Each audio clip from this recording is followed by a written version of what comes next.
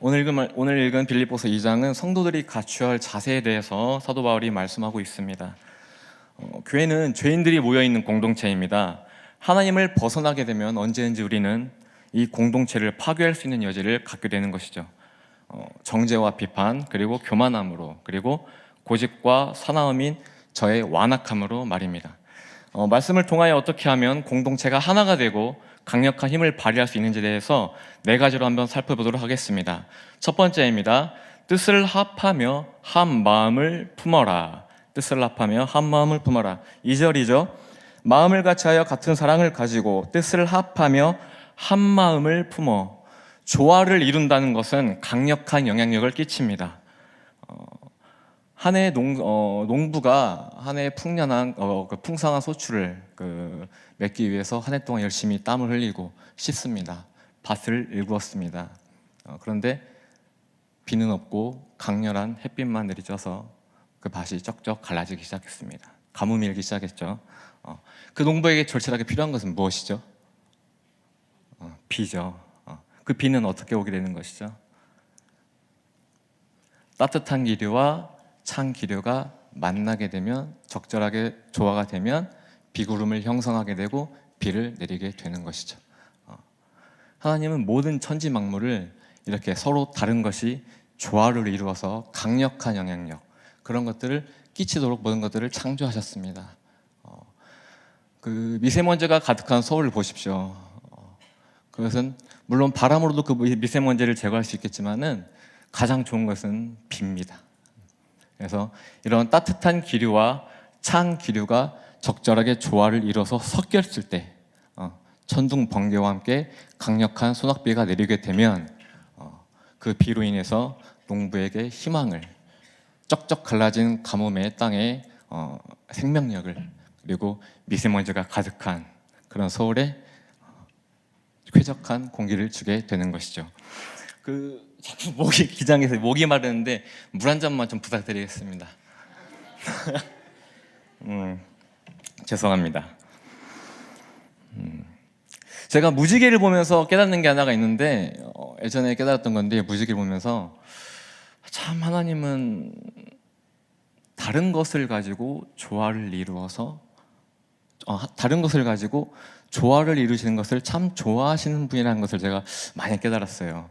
왜 무지개는 빨, 주, 노, 초, 파, 남, 보일까? 그쵸? 빨간색만 모이는 무지개 봤어요? 주황색들이 모여있는 두꺼운 그 무지개를 봤어요? 원색으로만 되어 있는 무지개를 봤습니까, 여러분? 무지개는 각자 다른 색깔끼리 서로가 섞여 있기 때문에 무지개가 되는 것이고, 그 아름다움을 보여줄 수 있는 것처럼 하나님은 우리 인간의 생김새도 다르고 성격도 다르고 모든 방식들을 다양하게 창조하셨습니다.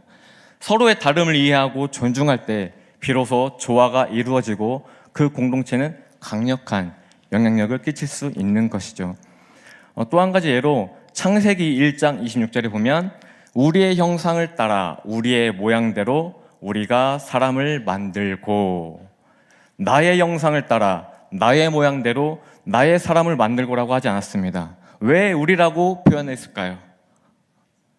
하나님은 성부 하나님, 성자 하나님, 성령 하나님, 성삼위일체 하나님을 표현하고자 하신 것이죠.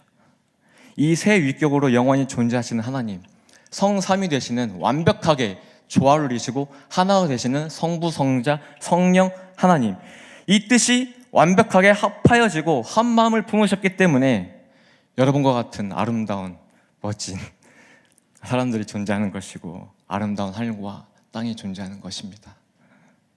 인간을 구원하시고자 계획하신 성부 하나님의 뜻에 성자, 성령 하나님이 하나가 되셨기에 우리가 구원이라는 이 세상의 최고의 축복, 기적을 누리게 된 것 아닙니까?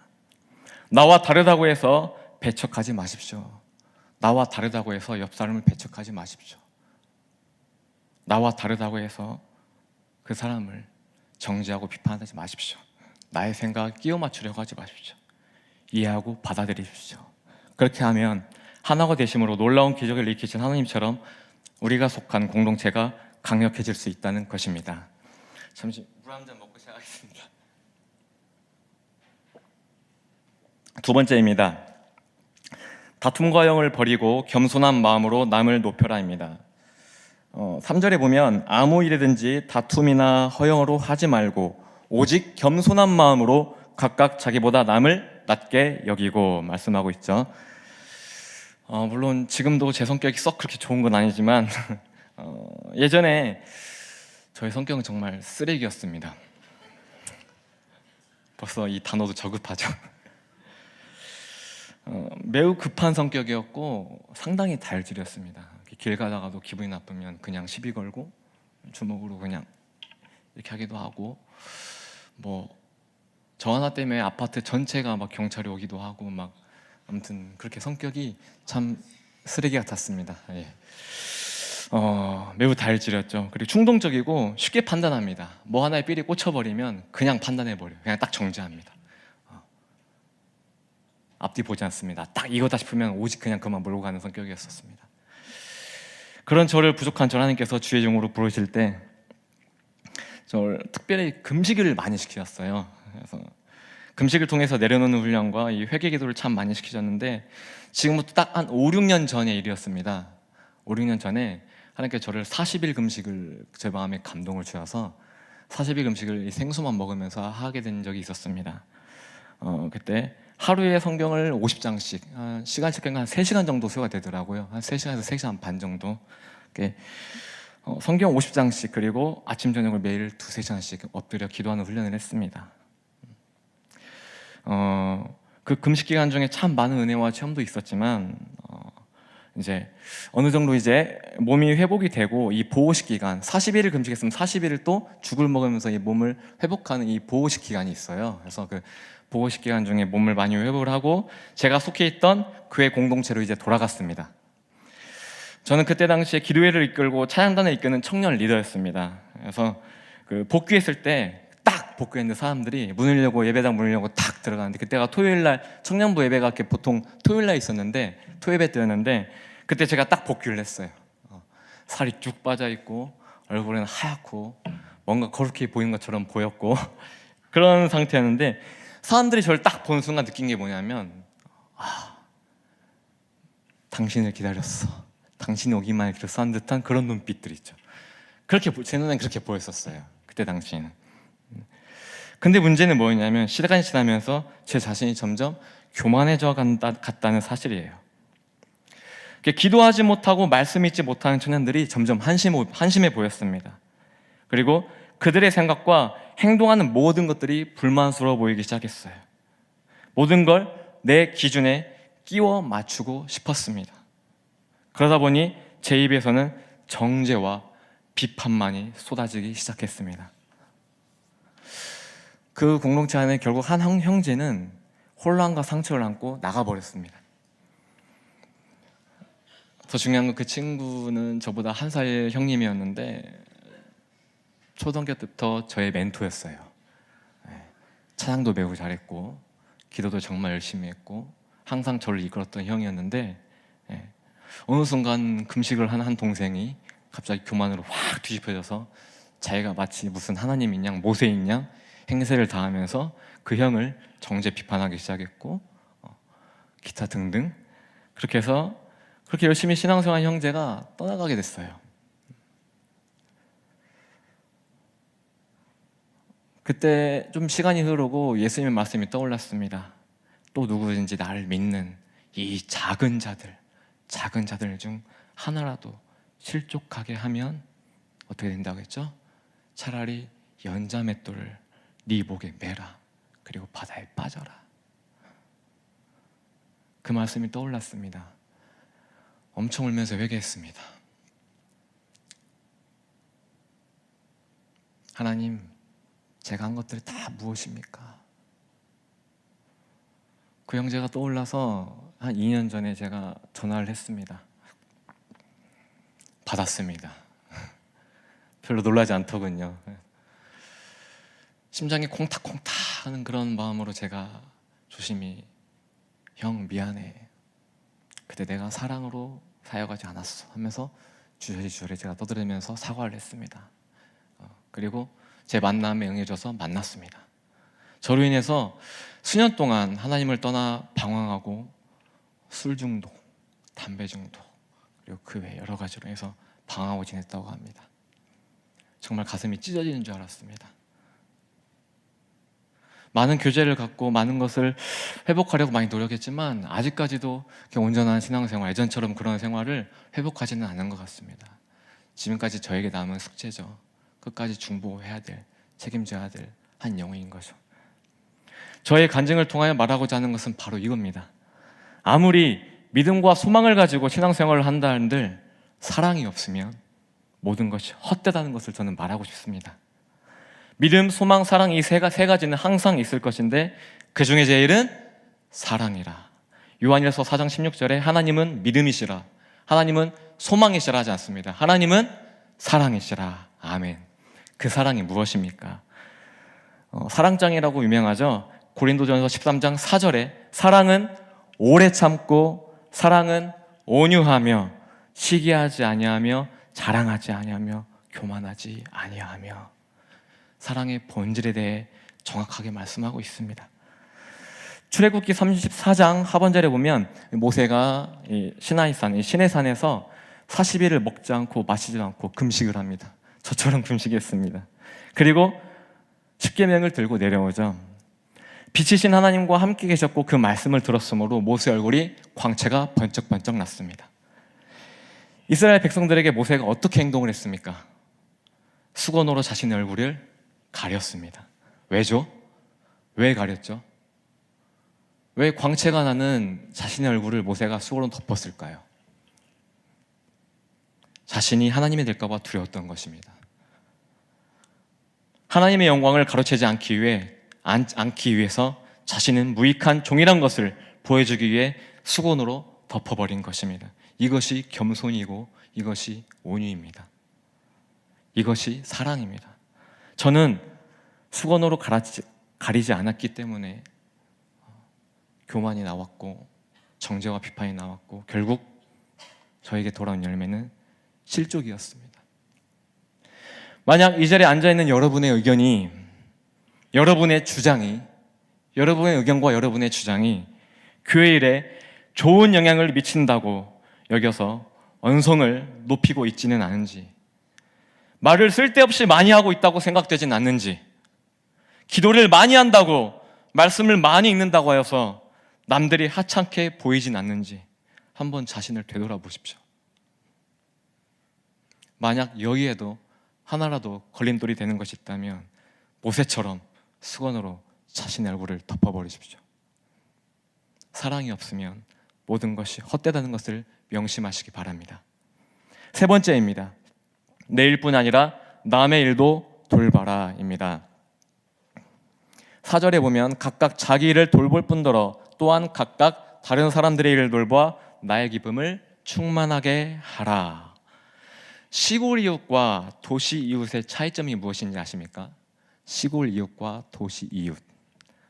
시골은 요즘 시골은 안 그럴지 몰라요. 제가 전라북도 정읍 칠보면 출신이라 제가 어렸을 때는 81년생입니다. 그래서 저보다 나이 많으신 분들 좀 우습게 여길지 모르겠지만은 나름대로 저도 어렸을 때 시골에 자랐을 때는 참 순수한 풍경을 보고 자라왔습니다.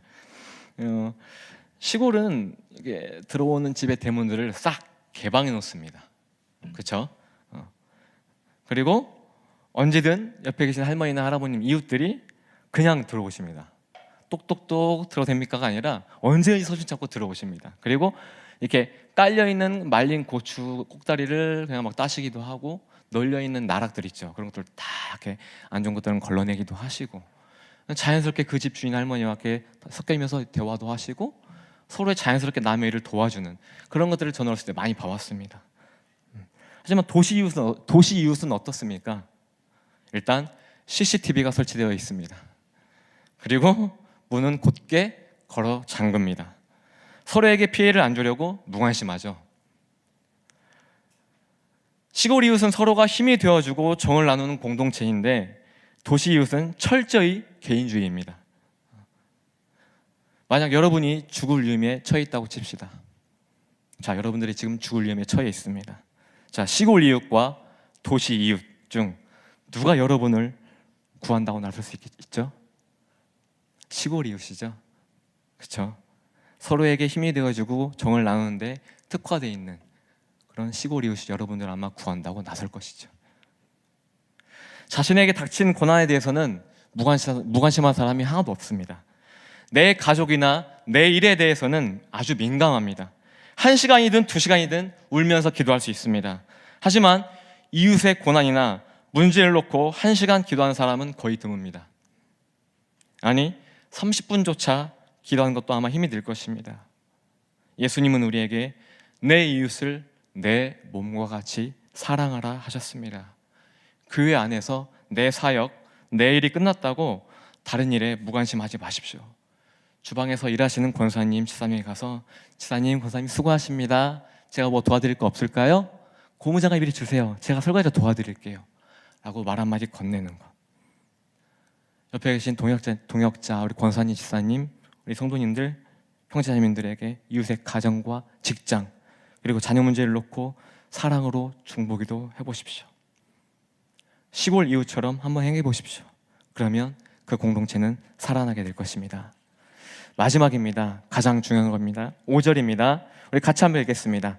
5절 시작. 너희 안에 이 마음을 품어라. 곧 그리스도 예수의 마음이니. 아멘. 마지막 네 번째는 예수의 마음을 품어라. 예수의 마음을 품어라입니다. 우리가 기도를 하고 마지막에 뭐라고 하면서 마무리를 하죠? 하나님의 이름으로 기도드렸습니다. 아멘. 그럽니까? 성령님의 이름으로 기도드렸습니다. 아멘. 그럽니까? 환성의 이름으로 기도했습니다. 아멘. 그럽니까? 아니죠. 누구의 이름이죠? 예수님의 이름으로 기도드렸습니다. 아멘. 그래야 온전한 기도가 이루어지고 하나님께서 깊이 기도를 받으시고 응답하시는 것입니다. 왜죠? 왜 예수님의 이름은 이렇게 위대할까요? 그 이유는 6절에서 11절에 나와 있습니다. 그는 근본 하나님의 본체시나 하나님과 동등됨을 취할 것으로 여기지 아니하시고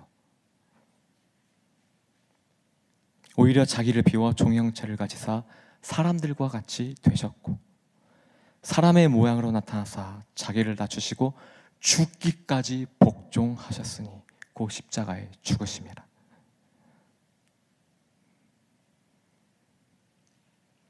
하나님과 동등됨을 취하지 않으셨대요. 자기를 비워 종의 형체를 가지고 사람이 되셨대요. 죽기까지 복종하셨대요. 어디에서? 십자가에서. 이러므로 아버지가 그 아들을 어떻게 높이셨다고요? 지극히. 그냥이 아닙니다. 지극히. 지극히 높여 모든 이름 위에 뛰어난 이름을 주셨대요. 하늘과 땅과 땅에 있는 자들로 모든 무릎을 누구의 이름 앞에? 예수의 이름 앞에 꿇게 하셨대요. 모든 입으로 하나님께 영광을 돌릴 수 있는 유일한 이름, 바로 예수 그리스도. 아멘. 여러분, 교회는 생명을 살리는 곳입니다. 묶였던 자가 자유케 되는 곳입니다. 모든 상처가 치유되는 곳입니다. 이 모든 것을 누가 하실 수 있으십니까? 바로 예수님이십니다. 믿으십니까? 강단에서, 리더자의 자리에서, 여러분 각자의 진의 자리에서 자신의 이름이 드러난다면 그 공동체는 망하게 됩니다. 우리가 높아지면 그가 낮추시고 우리가 낮아지면 그가 높이시리. 아멘. 이것이 하나님의 방식입니다. 내가 죽고 예수님이 드러나야 생명이 살고 자유케 되고 치유가 일어나게 되는 것입니다. 한 영혼을 위해서 내 생각과 내 의, 내 성격을 철저히 죽이십시오. 하늘의 미랄이 되십시오. 죽으십시오. 그것이 예수님의 정신입니다. 그것이 예수님의 스피릿입니다. 그렇게 될 때 여러분들을 통해서 예수님의 능력과 사랑이 나타나고 한 영혼과 공동체를 살리게 되며 하나님을, 예수님을 높이신 것처럼 여러분들을 높이실 것입니다. 말씀을 정리하겠습니다. 교회는 죄인들이 모이는 공동체입니다. 하나님을 벗어나게 되면 우리는 언제든 교회를 무너지게 할 수 있는 존재들입니다. 그래서 우리는 하나님의 말씀을 기억하며 붙들어야 합니다. 네 가지로 요약하였습니다. 첫 번째, 뜻을 합하며 한 마음을 품으십시오. 두 번째는 다툼과 허영을 버리고 겸손한 마음으로 남을 높이십시오. 세 번째는 내 일뿐만 아니라 남의 일도 돌보시길 바랍니다. 마지막 네 번째는 예수의 마음을 품으십시오. 이 네 가지를 붙들고 홍대 속의 모든 성도가 주 안에서 하나 되어 하나님의 기적을 나타내는 공동체가 되기를 주의 이름으로 축원합니다. 아멘.